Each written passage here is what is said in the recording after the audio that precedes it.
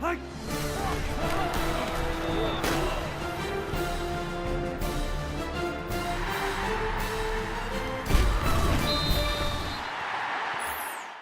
the Opupco Studios in Oklahoma City, this is an OSU update. I'm Jenni Carlson with Gina Mizell. Gina, the Cowboys were off on Saturday. They're not going to be on TV against Kansas, but they got some good exposure over the weekend. Talk a little bit about what they decided to do. Well, Mike Gundy went to ESPN and decided to be a guest analyst during all of their ABC and ESPN college football coverage. And honestly, I felt like it was a really smart move with the Cowboys off. We kind of have this out of sight, out of mind type thinking, when it comes to the polls and when it just comes to, teams that we're watching play and who are like, oh, who's good, who's not good. And so he was there all the time. I was watching games all day. He was there at halftime, pregame shows, postgame shows, kind of just giving some insight, not only just about the games going on, but about his team and how he feels going forward. And between that and the Gundy dance, I think that, that was about the best thing they could have done during this bye week, is just keep Mike Gundy and keep the Cowboys in people's minds, keep them, on a national scale and did not let people forget about them. And it's interesting you mentioned the dance because it's been viewed a lot. Yes. And then you had all the stuff on Saturday,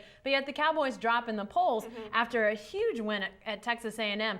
Does any of this in the end pay off, or is it all just about winning in the end? Well, I think it is all about winning, and honestly, I think the reason that Oklahoma State dropped in the polls has a lot more to do with Wisconsin's dominating win over Nebraska than anything that the Cowboys did. And of course, Texas A&M losing again to Arkansas, another second-half meltdown, certainly didn't do the Cowboys any favors. So again, if OSU keeps winning, again, they're going to play OU at the end of the season. If they keep winning, if they keep doing what they're supposed to do, they're going to get the national exposure. They're going to climb in the rankings. And if they beat OU and go undefeated, then they'll probably play for the national title. So then we won't have to worry about ESPN appearances and Gundy dances and all that stuff. All right. Thanks, Gina. And be sure to stay with the best coverage team anywhere at newsok.com and every day in the Oklahoma.